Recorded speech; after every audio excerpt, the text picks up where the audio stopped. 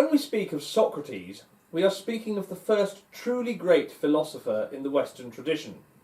He is sometimes referred to as the father of Western philosophy. Indeed, this status is reflected in the thinkers we met in the previous video being grouped together as the pre-Socratics. With Socrates, philosophy becomes recognisably the discipline we know today, a practice of reasoned dialogue, moral reflection, logic and questioning. Socrates was born in Athens around 470 BC, at a time when the Greek city-states were often at war. During his life, Athens suffered defeat at the hands of Sparta, and political life was dominated by the sophists. They were the professional teachers, lawyers and spin doctors of their day, the public relations experts of their day. A good sophist could make the weaker argument appear stronger and would charge a handsome fee for teaching the art of rhetoric. One of them, Gorgias, even boasted that he could persuade anyone of anything. Socrates stood apart from this culture of persuasion. He was noted for his extraordinary powers of concentration and for a stubborn moral seriousness that made him an odd figure in Athenian life. We know little about him directly because he wrote nothing himself. Our main sources are three contemporaries: the historian Xenophon, the playwright Aristophanes, and, most importantly for our purposes at least, the philosopher Plato, who with only a few exceptions made Socrates the central character of his dialogues. Each of these sources gives us a different portrait. Xenophon presents Socrates as a practical moral teacher interested chiefly in everyday ethics and indifferent to metaphysics. Aristophanes, the satirical playwright of his day, in contrast, mocks him as an eccentric who spends his time with his head in the clouds, speculating about natural curiosities and corrupting the youth with strange ideas. Plato gives us the deepest picture, although perhaps not an unbiased one: Socrates as the tireless questioner who is in a continual search for truth. Later, Aristotle would distinguish between the two, crediting Socrates with developing ethics, logic and conceptual analysis, but treating Plato's famous theory of forms as Plato's own invention rather than something he inherited from his teacher. There has been considerable scholarly debate about the extent to which Plato's writings reflect the historical Socrates, as opposed to Plato using the figure of Socrates as a vehicle for his own ideas.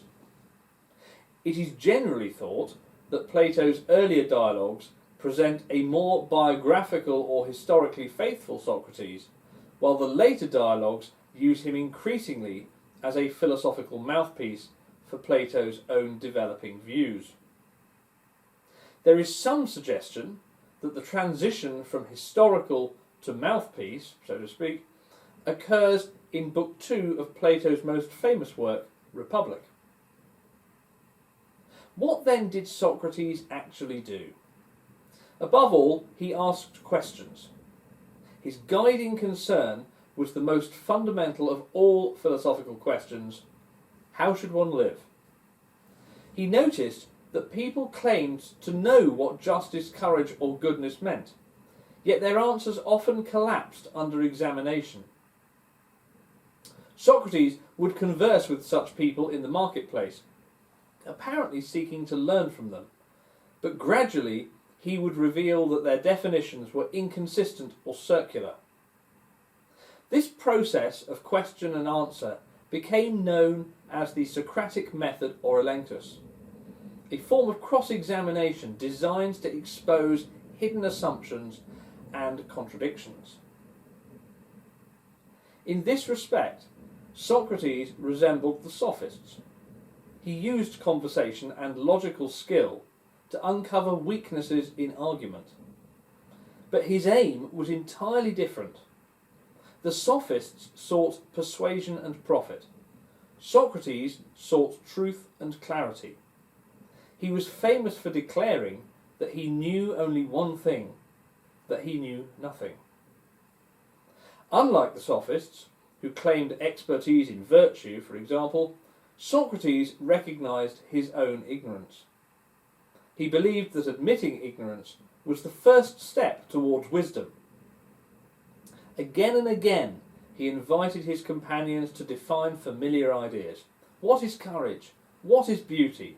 What is piety? Their first answers were usually examples. Bravery in battle, a beautiful object, a pious act. But Socrates pressed for something more universal, a definition that would capture what all cases have in common.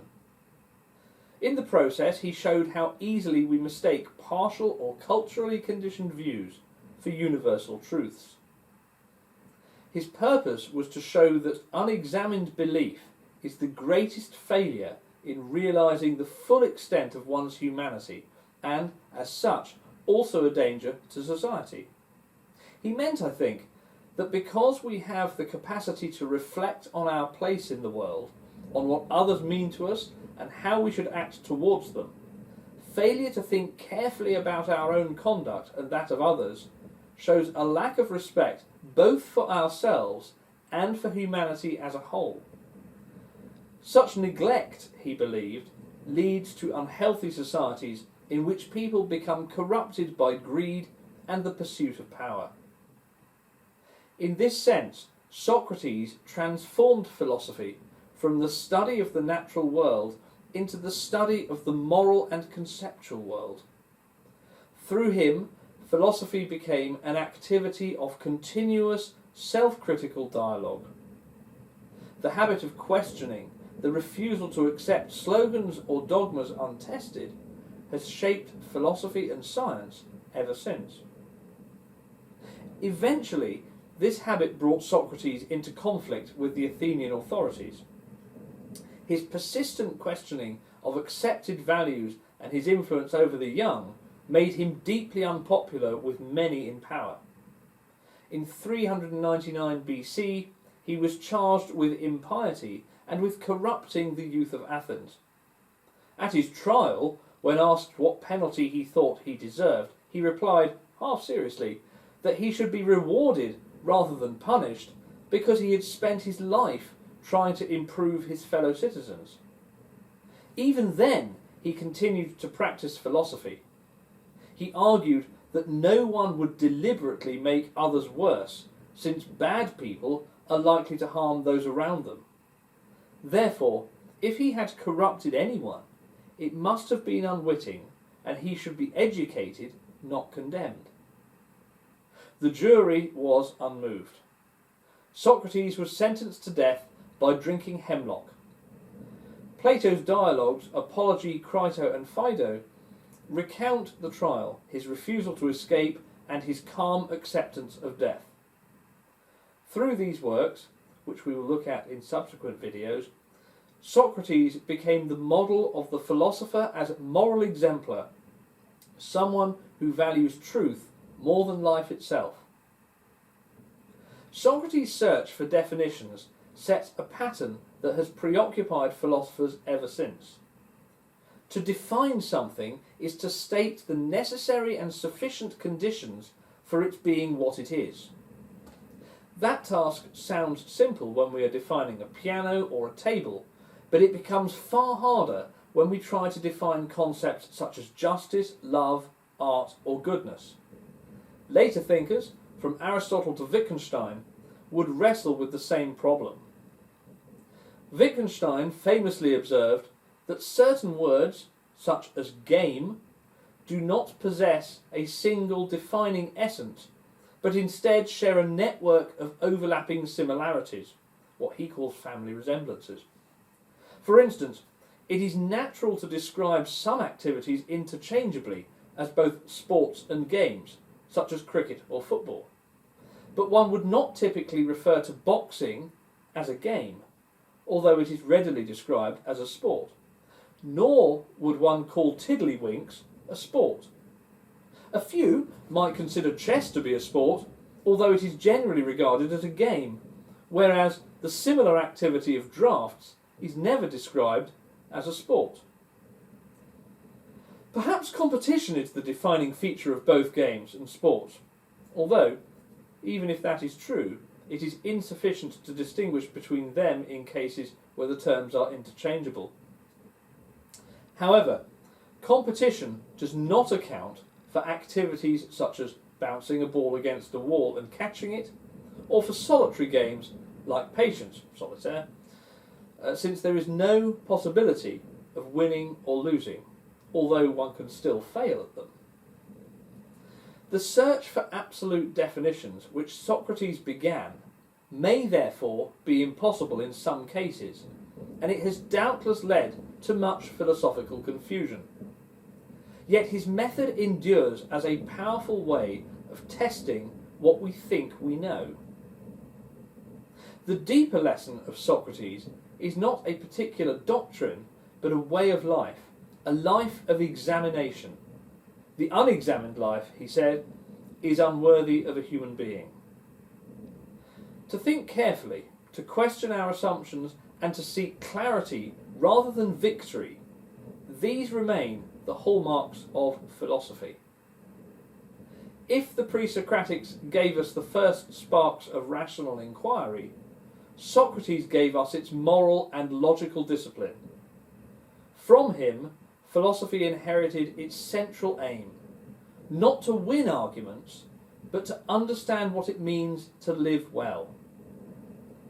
Today, in a world of political spin, persuasion and performance, one might argue that another Socrates is long overdue. Certainly, the practice of philosophy should be encouraged in schools and universities, and throughout society, rather than being relegated, as it frequently is, to the status of a leisure activity or an elitist pursuit.